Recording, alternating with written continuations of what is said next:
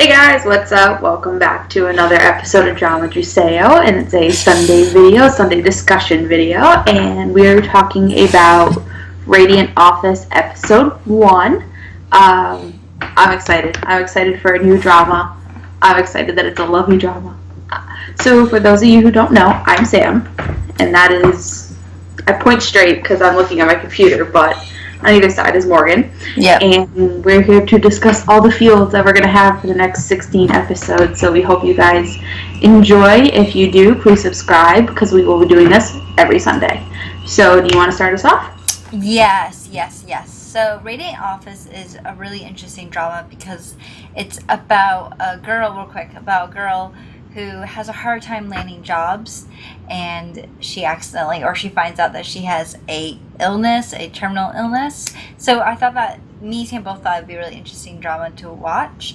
And so the drama starts off really interesting. It's like really crazy. It starts off with the main character, and her name is Hwe-Hyun. And also, you guys, I'm sorry if me and Sam incorrectly says any of these Korean names wrong. We are completely sorry. And if you do know the correct way of pronouncing their name, please let us know, or else we're just gonna keep on butchering their name. So just let us know so we don't ruin it. But I'm just gonna call her Hwe-Hyun. And quick fact, actually there's a member of Infinite in this show, and his real name, or I guess, his real legal name is Hwe-Hyun. So it's really weird seeing that the main girl's name is Hwe-Hyun too, because I kept on thinking of Hoya from Infinite. Sorry, my Infinite scenes are coming out. But anyways, it starts off with her driving this truck into a lobby and just like shooting or just throwing things and taking a fire extinguisher and like going and she's like, why would you reject me? And I'm just like, holy moly, this girl is crazy. But then it goes back in time. It's like a few days earlier, and then we really meet Hwe-Hyun, who's going in for an interview to get interviewed for this company. It's like Dong-Hwi Foods, yeah. And I love how in the beginning we see her hugging the sculpture outside the building, and she's like, I love you, and people walking by are like, what is happening? But honestly, I would have been the same way if this was my 90th or 99 try of a job interview. That I thought, like, you know what? I kind of felt when we finally meet the interviewer and he's like, you're an idiot if you fail 100 times. I kind of was like, yeah, I can see where he's coming from, because if I had to interview 100 times to get into this company and I still can't do it, you know what? Why, like, you just keep running into the same wall over and over and over again. And some small piece of me was like, I hope she gets the job this time, because the main lead is there, and I didn't know how they would work it out at that point. And, like, the end all be all, she doesn't get it. But that poor girl, them making her stand in that corner forever, I would have been like, it's not worth it. Not worth it. But I love how she's like, yeah, I can do it. I can stand and like facing the wall, and then she like imagines that she's fencing against him, and she's like hitting him with a sword. I'm like, I love this girl already, and the little delusions. I'm going to. I hope it's consistent through the series, because I love them. I think they're adorable. Yeah. Also, for those who don't know why she has to stay on the wall, she basically has to stay on the wall because during the interview, although she had really amazing grades, she lacked any experience because she was too busy taking care of herself and working and stuff like that. Like, not like other people around who were like, they went overseas or they had interview here or intern here and here. She wasn't able to have those experiences. And so she told them by working all these part-time jobs, she was able to gain this control of control her anger and not freaking out customers. And so the guy was like, well, if you can control yourself, stand in the corner. And that's so like humiliating. Like, that's so, and like, I would hate to be her. Like, all the other interviewers coming in and out, like rotating in and out, and seeing her standing there facing the wall, I was like, ooh, like, oh my goodness. And Woo-jin, who is the main male character, he's such an ass. Like, I hate the fact that there was a guy that came in, he did an interview, and Woo-jin was like, listen, he basically was like, listen, you guys give me the same flippin' like answer to every question, the same question, or the same answer over and over again. He's like, you're boring, this is why you're not gonna get hired. And the guy's like, the interviewer was like, listen, if you don't want to hire me, don't hire me, but you don't need like be a jackass about it. And then he like, I may be interviewing here for this company, but when I leave this place, I'm a consumer of this company. And the guy Woo-Jin is like, yeah, whatever, bye. Like, he's like, he doesn't care. He doesn't care that this person may or may not stop buying the products that he is selling.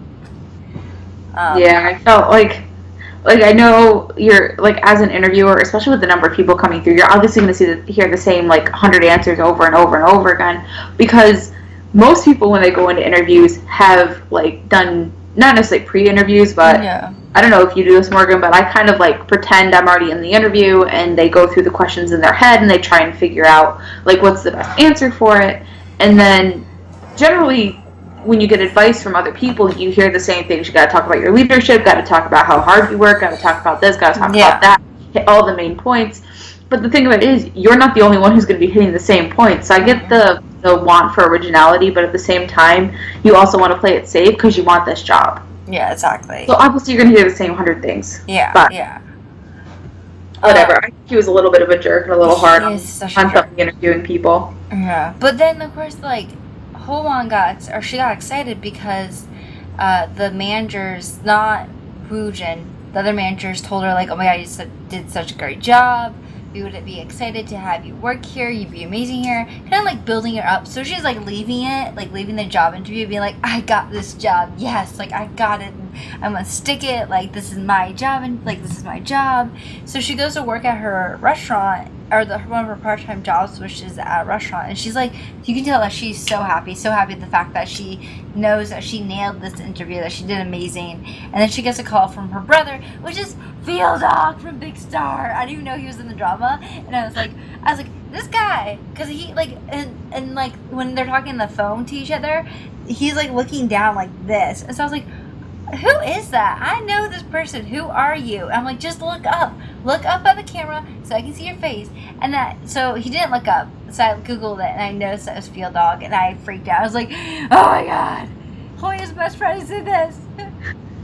Sorry, I'm fangirling a little bit. But, yeah, she calls her brother to be like, listen, I'm getting a job, and I'll be able to send money soon. And then, but I don't know, I got this feeling that he kind of, like, disappointed that she was getting a job. I don't know why, though.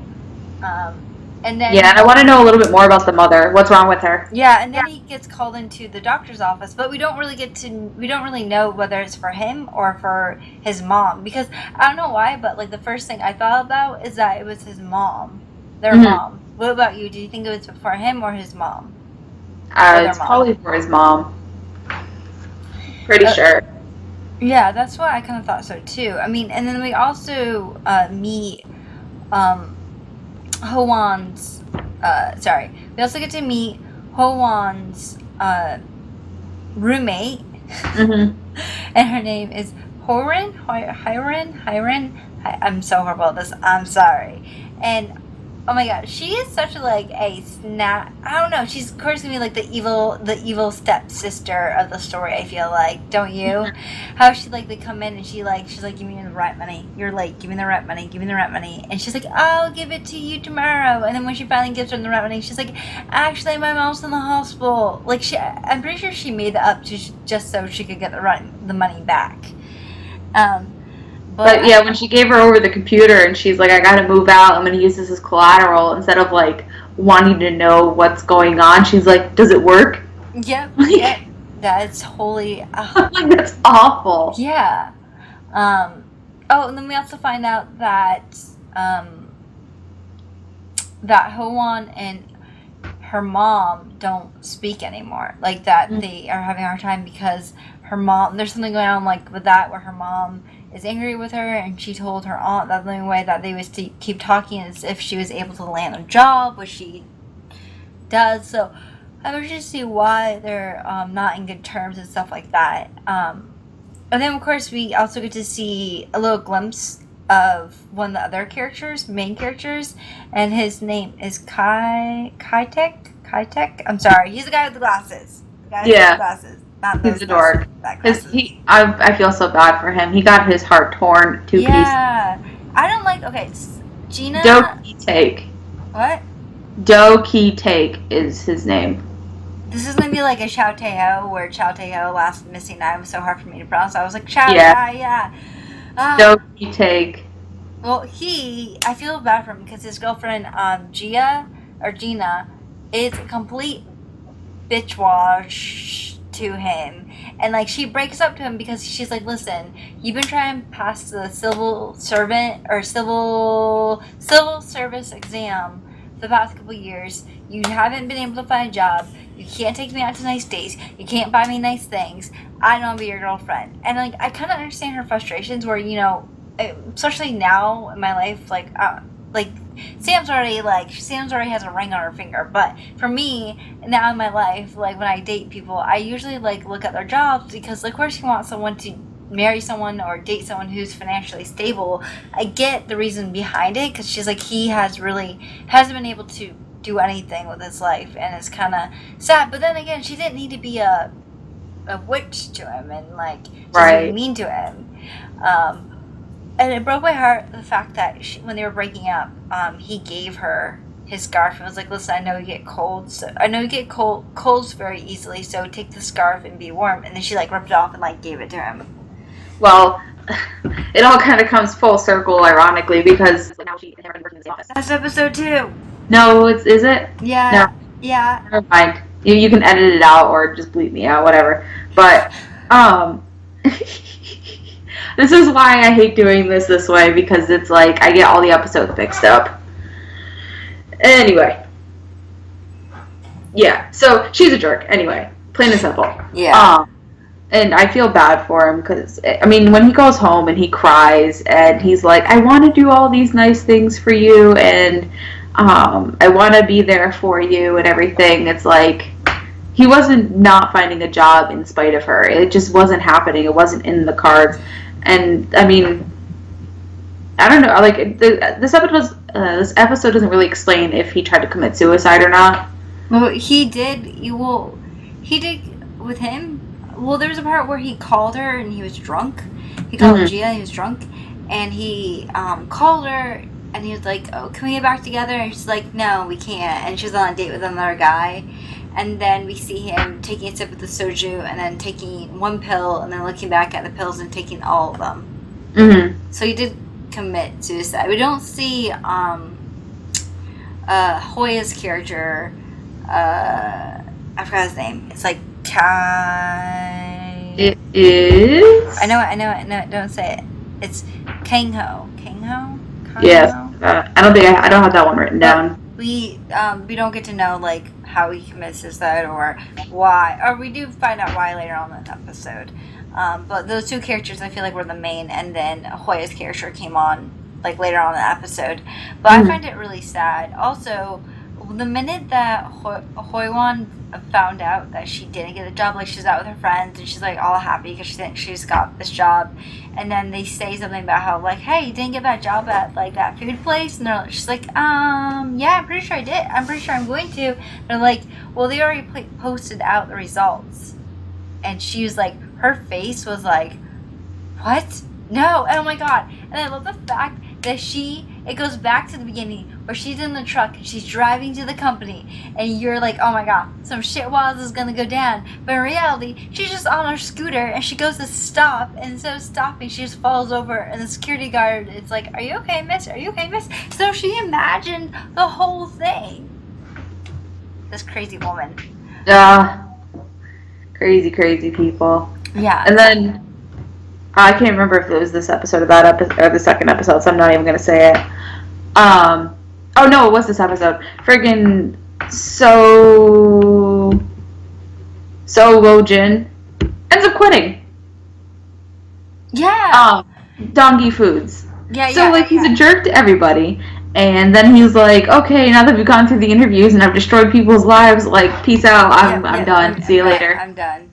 Yeah, I hated that. Like, especially because she went up there to, like, speak her mind to him, and then she finds out in the elevator that he doesn't even work there. It's like, what?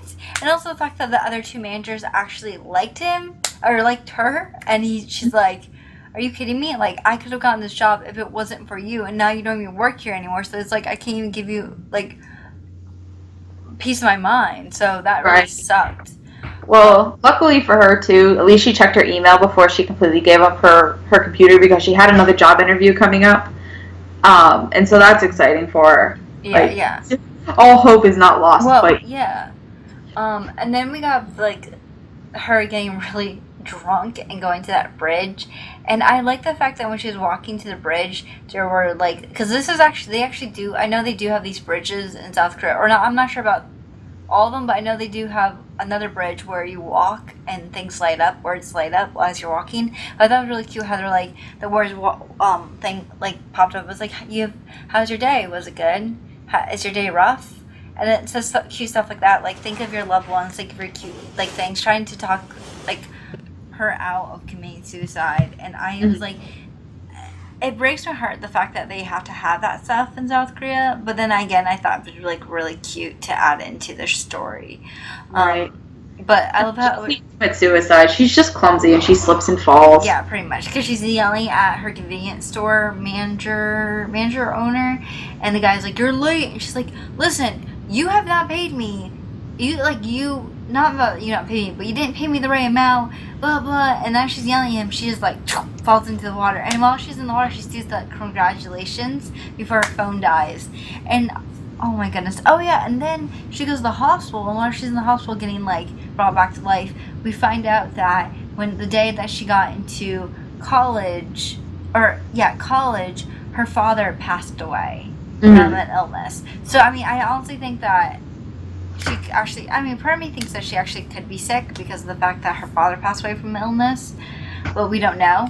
But when she wakes up, she hears the infinite of, or like not infinite, but like the doctors saying that someone has a illness that they're not going to last more than 6 months. It's a terminal illness, and that they commit suicide. So she magically thinks it's her, and she's like, "Oh my goodness, I'm gonna die." And she goes, but then she goes to look in her pocket, and she realizes that she has no money to pay for the hospital visit. So what does she do? She tries to escape, and while she's escaping, she sees that Kai-tek, I'm gonna get the name, Kai-tek is escaping too, and I think it's really cute how they go together and they try to escape together, and the minute they're almost caught by the doctor, she like dives into a wheelchair and he goes behind her and they're acting like they're pushing her out, like trying to sneak out so well, and they did a good job sneaking out because honestly they weren't caught. But oh my goodness, the part that Hoya came out in, the part where they're all laughing on the bench, like she and him are both laughing on the bench, and then Hoya just pops out of nowhere and he's just like, "Hi." Not Hoya, I'm sorry, I say not his character's name, Kong-Ho. Whatever, Hoya. He's like, we know what you're talking about. Like, "Hi," and they're like, "What are you doing here?" I thought that part was adorable. What you talking about, Willis? What do you think, Sam? Do you like those parts? I do. I think they're adorable. I think that like the three of them together are going to be a lot of fun. I mean, it sucks because it's like, well, they're dealing with a dilemma too of, well, number one, none of them can clearly pay for their hospital bills, which is an issue they all have because apparently all of them need jobs. And number two, it's a question of, is it better to know or not know? Yeah. It's going to happen regardless. None of them are symptomatic. So is it better to know you're sick or better not to know you're sick and just live your life? Yeah. And that's something they'll have to grapple with like later on. Yeah.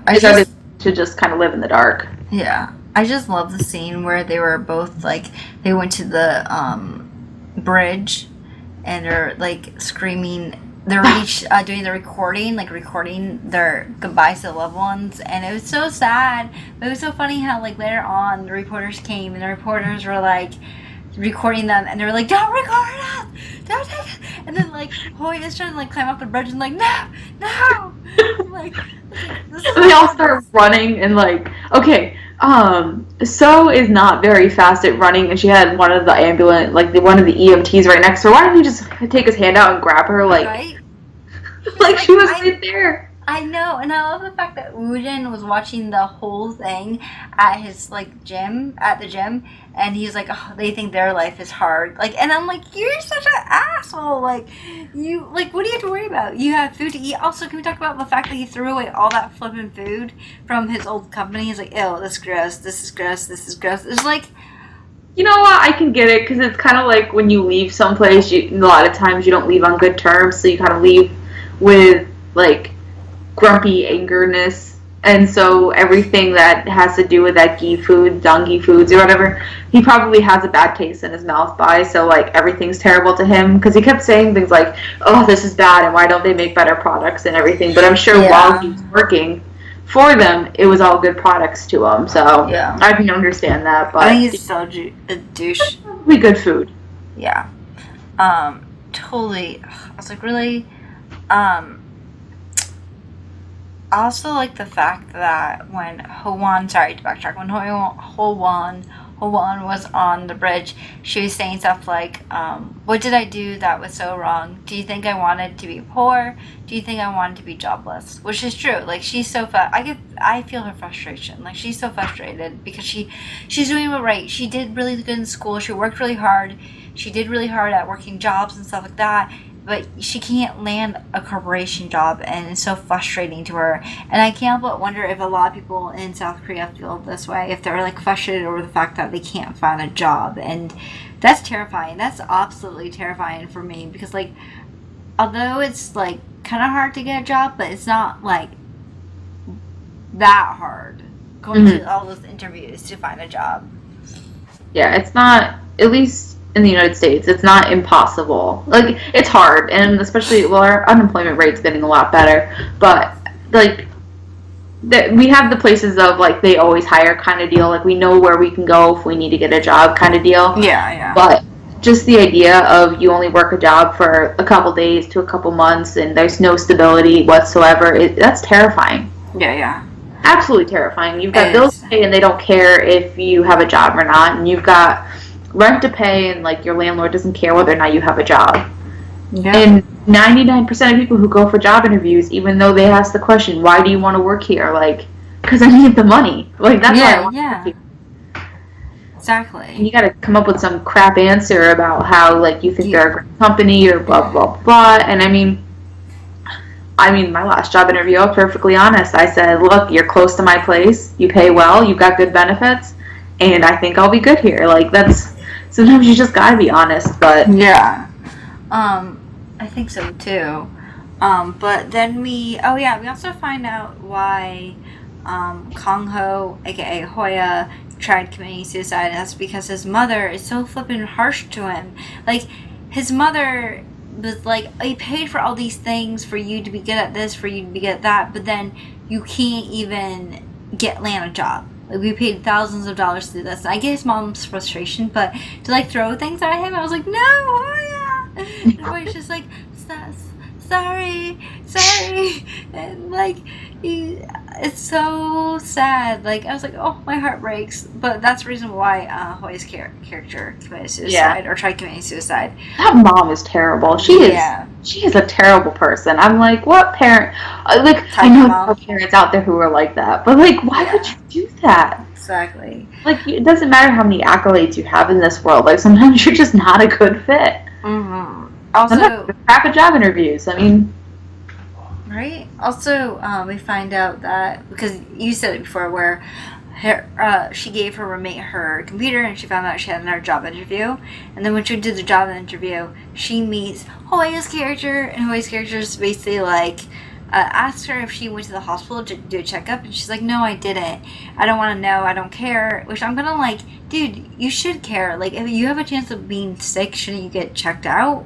Right. But her thing is, even if you know, and if you have no money, you have no chance of getting better. Yeah, exactly. But then again, it's like curiosity to know. I don't know. But then Kang-ho tells her, like, oh, there's this new guy who's doing interviews, who's new to the company, and he's like tearing people down left and right. People are crying, and she's like, oh, it's nothing compared to this one guy I had. And then, of course, who walks down the hallway? Then Woo-jin. And she realizes that she's getting interviewed by him once again, and that is the end of episode 1. Da da da. Dun dun dun. So. Okay, so here's some things I had that I had written down, just like little theories and like stuff. I tried to guess who the person with the terminal disease is, and I think it's Jang Kang-ho. No real reason. His mom is terrible. I think Don't come like Hoya. I think, like, as a character, he has the most and the least to lose. Like, if that makes any sense. Like, it's going to tear his mother apart if he's the one who's dying, especially for how much pressure she put on him. But when it comes to, like, the show as a whole, he's very much a supporting character. Mm-hmm. And so if he's the one who's sick, he has the most to lose emotionally, but the least to lose plot-wise. Mm-hmm. I guess if that makes any sense. That was kind of my theory as to who's sick. Any other theories? I had one complaint. That Seok-jin is, of course, the typical oblivious and jerky male lead that will fall in love with the other main lead, which we already know what is going to happen. Mm-hmm. I said Hwe-Hyun is obviously going to be hired into the company. Just how? I didn't know how she's going to get... like, she was overlooked from the last job by the same person who already knows her and doesn't like her. And I think that Do-Ki Take is going to fall in love with her. I think he's going to attempt... I think they might attempt a second male lead in this one. And I think he might be it. Who? The guy who got dumped. I don't think so. You know who I think is going to be the second male lead? The doctor. Because there's a part in the scene where the doctor gets a call and it's his father, and he's like, Dad, I went to medical school so I don't have to compete against my brother. So I'm wondering if the doctor is actually Woo-jin's brother. Yeah, I think that's going to be... That wasn't a theory I wrote down, but kind of something that I thought was true, is that they're brothers. Especially since he said he didn't want to go into competition with business with his brother, so it would lead me to believe that the doctor and the businessman are brothers. Mm. And that's basically it. I mean, this is a typical first episode. We get to learn the characters and kind of the base story and all of that fun stuff. So, exactly. Yeah. I absolutely love Hoya's character. I just love Hoya. You guys, I just love any member of Infinite. She's in spirit. Yeah, I am. Hardcore. Okay, back to this. I'm like, every time I talk about Hoya, I have posters over here. I have an Infinite H poster right there. I have an Infinite World Tour posters over there. So every time I talk about Hoya, I go look at his face like, hi, Hoya. I'm like, I need to stop. Okay, I'm done with this shit. Okay, first off, my thing is, I honestly think that she's going to be the one that's sick, but I don't really think that she's going to be sick. Like, I feel like there's a fourth person in the room, or else I feel like, well, I have a couple theories. There's either a fourth person in the room, or there's someone else that they were talking about that's somewhere completely different, or they were talking about something completely different, like, where it's like a TV show or something like that. It doesn't necessarily mean that it's them, or else it can mean that it's her. If it is one of them, then I do think it's her. But of course, either K-drama logic, she's probably gonna live, or maybe she's gonna die. And I kind of like, I don't really like Woo-jin's character because the main actor who plays him has played these roles so many times, but that's okay. He does it very well. Mm-hmm. But I do like the characters in this drama. I do like the cast. I love the little hints of funniness in it. I love how hardworking she is. I definitely like this main character more than a lot of other main characters that we've had, like Bong-Hee or Untuck. Intak. Yeah. And like, I'm trying to remember her name. I think so far she's like my favorite, but we'll see how that pans out later on. Yeah, she doesn't frustrate me. No, not me either. I really like her character. But anyway, me and Sam are going to do a bet right now. This is our bet. So Sam and me have to come up with what we think will be the ending of the show, or what we think will happen, and whoever is the closest to the ending or whatever's going to happen will win our bet. I don't know what we're betting against, but we're betting... What should we bet against? Like, what should whoever wins get? Like, to choose the next drama, or to... Yeah, let's let the winner choose the next drama. Okay, deal. So, do you want to start? Hold on, I'm gonna take out my headphones. So, you say what you think is gonna happen, so I don't hear and I'm not like taking. Yeah, you're not coerced by my ideas. Put your hand up when you're done, okay? Okay, I'll put my hand down when I'm done. Okay, I'm putting my headphones down. Okay, so what I think is going to happen is obviously they're going to end up together. I think it's going to take her being sent to the hospital if she's sick. Her sent to the hospital, and him realizing like how much he cares for her before he will realize it because he's like the quintessential jerk. So I think it's going to take, if she's sick, her being sent to the hospital, if not some major thing happening that's going to send him overboard, and then they're going to realize how much they care for each other, and they're going to fall in love, and everything's going to be happily ever after. So, my turn. Okay, I don't know what Sam said. I could barely hear you. I couldn't hear you at all. I just heard. I just saw that. Okay, so my theory. I actually should have thought about this. So okay. So my theory is, of course, I think that she is gonna be. I don't think she's gonna be sick. I think that there's someone else that's gonna be sick, but it's not her. I think that there's gonna be an issue between the doctor and Woo-Jin, and the fact that maybe there's gonna be a three-way. Actually, no, I don't think there's gonna be a second love interest. I do think that it's gonna affect, like, something's gonna happen with the doctor and Woo-Jin, because I think that they're brothers. And third thing I think is gonna happen is that, of course, they're gonna fall in love over accidents. I do think that he's gonna want to take care of her, and he's gonna fall out of this cold CEO feeling. I think that another one of the managers, I'm not sure which one, I'll put a picture here when I'm editing it, what manager I'm talking about. I think that he's gonna cause issues and be kind of like the villain. And I think at the end of the day, we're gonna see a lot of funniness, and I hope Hoya lives, because if Hoya's dead, I'm going to be done with this drama. It's going to be the end.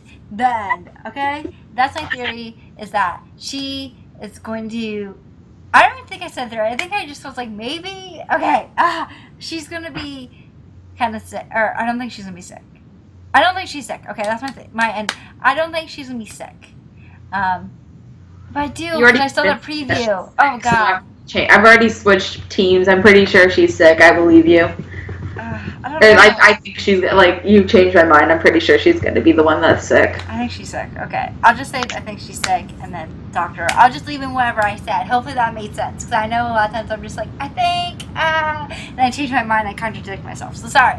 So we'll see whoever is the closest at the end of episode 16 will be able to choose the next drama. And yeah, anyways, you guys, that was episode 1. I almost said episode 16. Oh my goodness. But that was episode 1 of Not Missing 9, Radiant Office. Radiant Office. And we hope you enjoyed this discussion video, and we will see you in a couple minutes to do episode 2. Okay. Bye. Hi guys, I hope you enjoyed that video, and if you'd like to see more videos, click somewhere on the screen. Also, feel free to give this video a like or subscribe to our channel, because we are always cringeworthy and awkward and weird and just weirdness, so you should just subscribe to us so we can stop being weird.